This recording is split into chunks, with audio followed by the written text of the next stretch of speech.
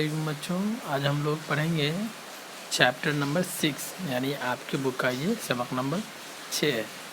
Topic کا نام ہے نوجوان ڈاکٹر۔ اس میں 2-3 سین ہے، 2-3 منظر پیش کیا گیا ہے۔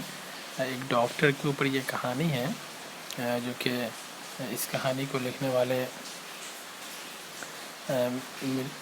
عصمت چغتائی کے بھائی ہیں۔ آپ دیکھ سکتے ہو کہ اس کہانی کو عظیم بیگ چغتائی نے لکھا ہے۔ تو آئیے ہم لوگ اس کہانی کو پڑھتے ہیں اور سمجھتے ہیں کہ اس کہانی میں کس طرح سے ایک نوجوان ڈاکٹر کی کہانی کو بتایا گیا ہے۔ کہتے ہیں کہ صبح کا وقت رہتا ہے، کلینک رہتا ہے، اس میں ایک نوجوان ڈاکٹر رہتے ہیں، کمپاؤنڈر رہتا ہے۔ ظاہر سی بات ہے، ہر کلینک پہ جاؤ گے تو ایک کمپاؤنڈر آپ کو ملے گا جو ڈاکٹر کی مدد کرتا ہے۔ کہتے ہیں جناب ڈاکٹر صاحب، موتیب کا وقت ہو گیا ہے۔ موتیب کہتے ہیں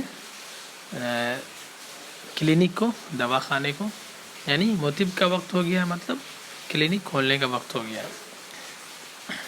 3 مریض بیٹھے ہوئے انتظار کر رہے ہیں۔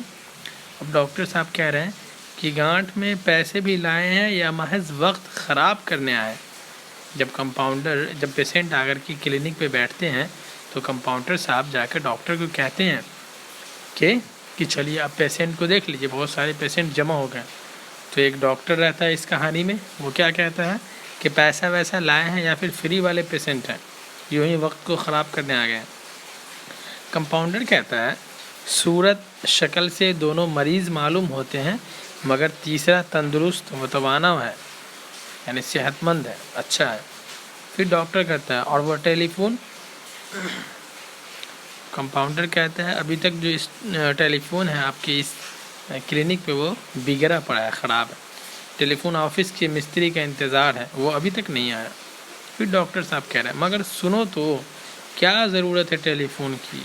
مفت میں ہر مہینہ مٹھی بھر روپیے دیے جاتے ہیں، آج تک ایک مریض بھی ٹیلی فون کے ذریعے نہیں آیا۔ ظاہر سی بات ہے، ہر کلینک پہ ایک کانٹیکٹ نمبر ہوتا ہے جس کے ذریعے سے آپ نمبر لگاتے ہو اور پھر ڈاکٹر صاحب سے اپوائنٹمنٹ لینا پڑتا ہے۔ یہ ڈاکٹر شفا خانے میں ہوتا ہے ہر کلینک پہ۔ تو اس طرح اس ڈاکٹر کے کلینک میں بھی یہ ٹیلی فون تھا، وہ اس وجہ سے تھا تاکہ جو مریض آئے وہ گھر سے ہی فون کر کے اپنا نمبر لگا لے کہ ڈاکٹر صاحب سے ملنا ہے۔ اور وہ خراب ہو چکا تھا، وہ ٹیلی فون خراب تھا اور بنوانے کے لیے وہ ایکسچینج میں کال ہو چکا تھا، مستری کو کال چلا گیا تھا۔ کمپاؤنڈر صاحب کہہ رہے ہیں کہ ابھی مستری نہیں آیا ہے۔ تو ڈاکٹر صاحب کہہ رہے ہیں کہ ٹیلی فون کی کیا ضرورت ہے، کبھی کوئی پیشنٹ کا کال ہی نہیں آتا۔ پھر کمپاؤنڈر کہتے ہیں مگر نہیں جناب، کوئی ٹیلی فون پر پوچھے یا نہ پوچھے، کم از کم جب بیمار آ کر بیٹھتے ہیں اور آپ ٹیلی فون پر زبردستی کی گفتگو کرتے ہیں تو مریضوں پر رعب تو چھا جاتا ہے۔ ڈاکٹر پھر کہہ رہا ہے بے شک یہ تو میں بھی جانتا ہوں، کیوں بھائی مصنوعی ٹیلی فون کیوں نہ رکھ لیا جائے، کرایہ بھی بچ جائے اور کام بھی چلتا رہے۔ مصنوعی کہتے ہیں آرٹیفیشیل، اوریجنل نہیں، ڈپلیکیٹ۔ پھر کمپاؤنڈر صاحب کہہ رہے ہیں یہ بھی ٹھیک ہے، ٹیلی فون آفس کو آج ہی خبر کر دی جائے کہ وہ اپنا ٹیلی فون ہٹا لے، مستری بھیجنے کی ضرورت نہیں۔ اب سوچئے ایک ڈاکٹر ہے اور اس بیچارے کی کلینک جو ہے اس پہ پیشنٹ نہیں آتے ہیں، اس کا کلینک نہیں چل رہا ہے، وہ ٹیلی فون کو بھی ہٹانا چاہ رہے ہیں اور وہ سوچ رہے ہیں کہ ایک ایسا ٹیلی فون لا کے رکھو تاکہ اپنے کان میں لگا کے رکھوں گا تو دوسرے لوگ یہ سوچیں گے کہ یہ صحیح میں کسی سے بات کر رہا ہے، تاکہ دوسروں پہ رعب دکھانے کے لیے، ڈر دکھانے کے لیے۔ تو کہتے ہیں ڈاکٹر صاحب جمائی لیتے ہوئے کہتے ہیں مریض تو سب مر گئے، کمبخت اب کون آتا ہے، اچھا ایک تانگا لے آؤ۔ اب اس کہانی کا ایک دوسرا اسپیکٹ ہے۔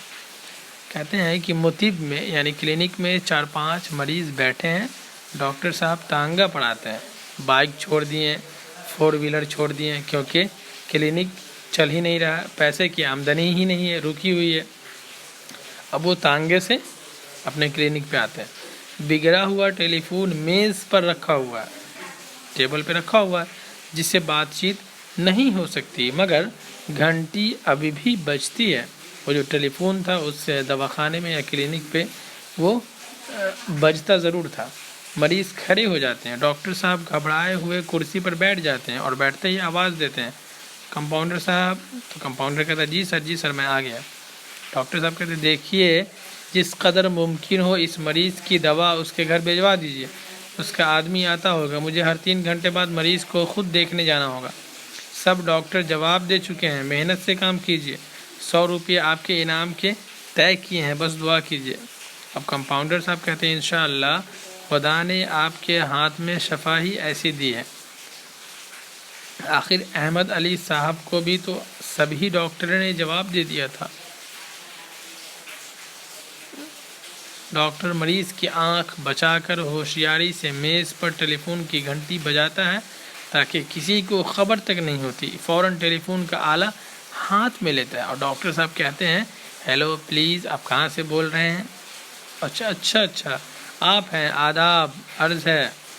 اچھا خوب ہے، یہ کیوں؟ میجر رسل، خدا کی مہربانی ہے، شفا دینے والا تو وہ ہے، یعنی صحت دینے والا، صحت مند اور تندرستی دینے والا اللہ ہے، میں کیا ہوں بھلا تسلیم؟ مذاق کرتے ہیں، شاید یہ تو خدا کی شان ہے کہ میری 3 خوراکوں میں فائدہ ہوا۔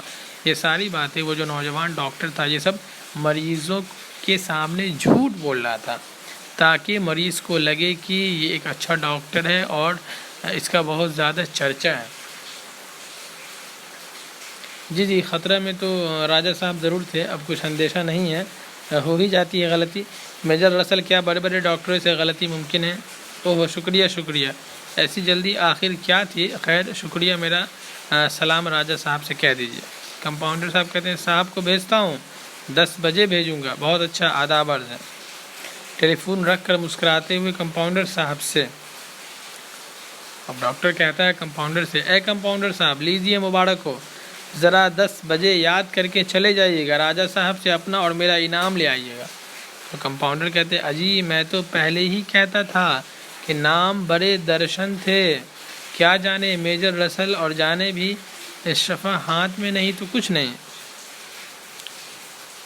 ایک مریض کہتا ہے بے شک اگر شفا نہیں تو کچھ بھی نہیں۔